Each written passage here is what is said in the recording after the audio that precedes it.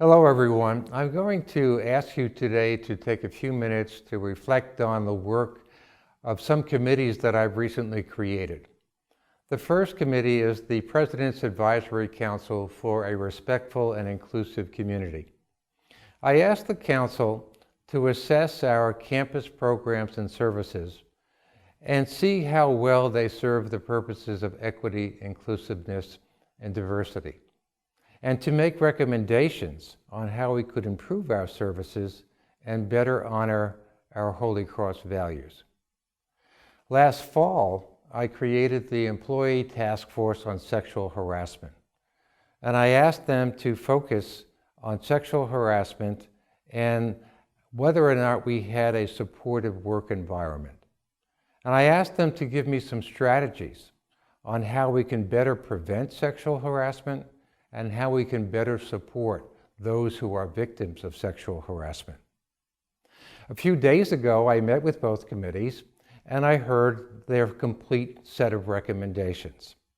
And what I would like to do right now is to ask Father Peter Walsh, the Director of Campus Ministry, and Lisa Kirkpatrick, the Vice President for Student Affairs, to fill you in on the details of some of the work that the two committees have done. Father Peter? Thank you, Dr. Martin. The President's Advisory Council has been focused and deliberate for the past 2.5 years, and the recommendations have taken shape into actionable strategies. Faculty, staff, and students have worked hard together to provide important recommendations so that we can better understand and serve our diverse populations on campus. I want to thank the co-chairs of the Council, Sharon Nell and Joy Torres. I want to thank students who have given up Friday afternoons. I also want to thank all of you who have been involved with our work groups last year. One recommendation that has proven to be an effective benefit to our community has been the establishment of an emergency resources toolkit for students who find themselves in urgent need. Thank you, Father Peter.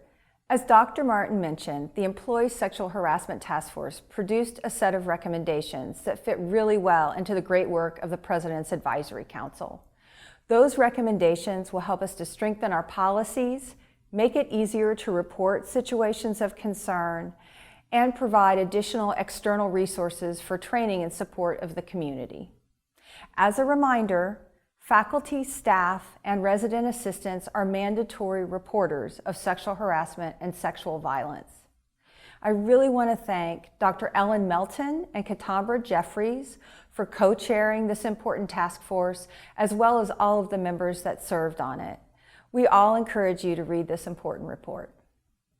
I encourage you to read the reports and recommendations of these two committees, and maybe even think about how you may participate in the work that they're recommending be done. St. Edward University is committed to excellence and to becoming a great college to work for, because we can then better serve our students and also serve each other. Thank you.